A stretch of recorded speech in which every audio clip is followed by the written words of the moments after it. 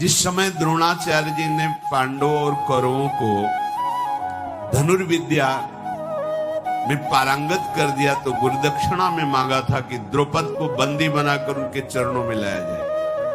तो और तो कोई नहीं कर पाया, पर अर्जुन ने ऐसा ही किया।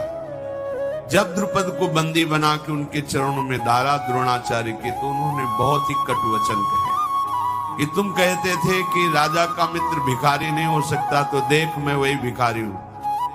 तुझे अब अपने चरणों, अब बोल तेरे प्राणों को माफ करूं या तू मित्रता को स्वीकार करता है या दंड दूं। तो द्रुपद ने कहा कि आप जैसे दयालु ब्राह्मण को पाकर के मैं धन्य हुआ, मैं मित्रता स्वीकार करता हूं। तो आधा राज्य तू करो, आधा राज्य मेरा। उस दिन से द्रुपद इस बात से जल रहे थे कि इस ब्राह्मण को मैं अस्त्र शस्त्रों से तो परास्त नहीं कर सकता, इसके लिए मुझे कोई ब्रह्म ऋषि का हाथ चाहिए, तपस्वी भजनानंदी का, जिससे मैं इस तपस्वी द्रोणाचार्य जी का विनाश कर सकूं। अंदर द्वेष भाव, बदला लेने के लिए वो गंगा किनारे, यमुना किनारे, नर्मदा किनारे बहुत भ्रमण किए कि कोई ऐसा तपस्वी मिले जो हमारी बात मान जाए। उपयाज और याज नाम के दो तपस्वी ब्राह्मण तपस्या में बहुत बढ़े चढ़े थे। उनको देखा द्रुपद ने, वो बड़े प्रभावशाली थे। वो सदैव वेदों के स्वाध्याय में, सिद्धांत पालन में थे, काश्यप गोत्र के थे, बड़े तेजस्वी थे। द्रुपद ने उनके समीप पहुंचकर प्रणाम किया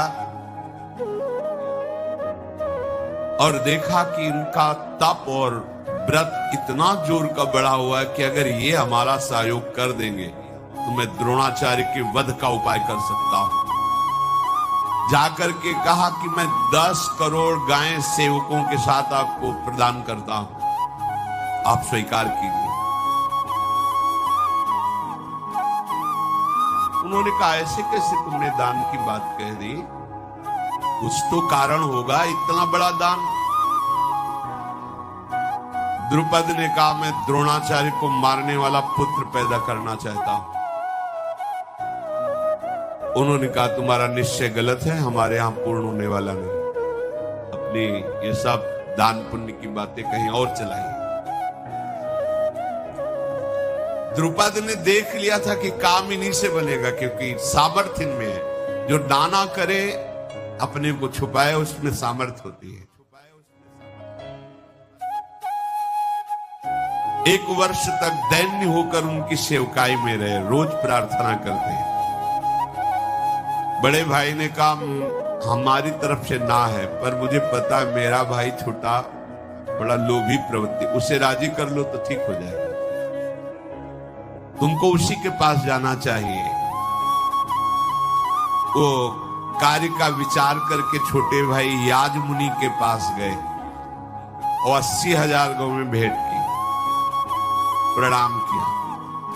वो इतने में खुश हो गए। क्या चाहते हो? मेरा वैर द्रोणाचार्य से आंतरिक है, मैं उनका विनाश चाहता हूं। हाँ, मेरे मंत्र में इतनी सामर्थ्य है कि मैं ऐसा कर सकता हूं कि द्रोणाचार्य का विनाश हो जाए। बड़ी सामर्थ्य होती थी तपस्या में, मंत्र में। द्रुपद ने प्रसन्न कर लिया याज को, पर याज ने कहा कि इसके लिए मुझे अपने बड़े भाई का सहयोग चाहिए, तभी ऐसा कर सकते हैं। वर्षों से उनकी सेवा ही कर रहे थे और छोटे भाई जी ने जाके प्रार्थना की तो उपयाज भी तैयार हो गए। दोनों महान तपस्वी व्रती। राजन, जैसा संकल्प करोगे वैसा ही पुत्र पैदा करूंगा अपनी तपस्या बल से। मैं जो जो कहूं वो तैयारी करो। द्रुपद ने वैसा ही तैयारी की। ये दोनों मंत्रवेत्ता अग्नियों में आहुति देकर भगवान अग्नि को प्रसन्न किया और एक भविष्य की रचना की। द्रुपद से कहा रानी को बुलाओ, वो खा ले तो एक पुत्र और एक पुत्री का प्रादुर्भाव होगा। प्रभु की लीला। उस समय रानी ने तांबूल पाया था और अंगराग शरीर पे लगाया था, कुछ देर बाद स्नान करना था। रानी ने सूचना दी कि अभी तो हमने तांबूल पाया, अंगराग लगाया, कुछ क्षण ऋषियों से कहो रुकें, फिर मैं स्नान करके पवित्र होके आऊंगी, तब वो हविष्यान्न पाऊंगी। और ये महान तपस्वी थे, उन्होंने कहा तुम क्या समझती हो, तुम्हारे गर्भ के बिना हम बच्चे नहीं पैदा कर सकते। तुरंत मंत्र पढ़ करके आहुति अग्नि में उसी हविष्यान्न की कर दी। उसी समय मानो दूसरा अग्नि प्रकट हुआ हो, ऐसा कवच कुंडल और अस्त्र लिए हुए बालक प्रकट हुआ, जिसे धृष्टद्युम्न कहते हैं। उसी समय आकाशवाणी हुई, पांचाल नरेश अब निर्भय हो जाओ, ये बालक द्रोणाचार्य का गला काटने में समर्थ है। शांति मिली।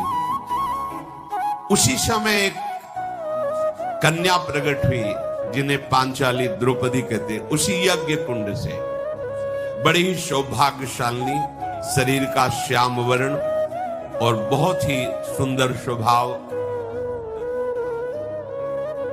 दोनों पुत्र पुत्री को देकर द्रुपद ने उन ऋषियों को प्रणाम किया कि आपने हमारी कामना पूर्ण कर दी। अब आप जो कुछ बोले वो मैं आपको दे सकता हूं। उन ऋषियों ने इनका नामकरण किया। द्रुपद कुमार का धृष्ट अमरशील होने के कारण, तेजोमय होने के कारण धृष्टद्युम्न नाम रखा, और श्याम वर्ण होने के कारण द्रौपदी जी का नाम कृष्णा रखा।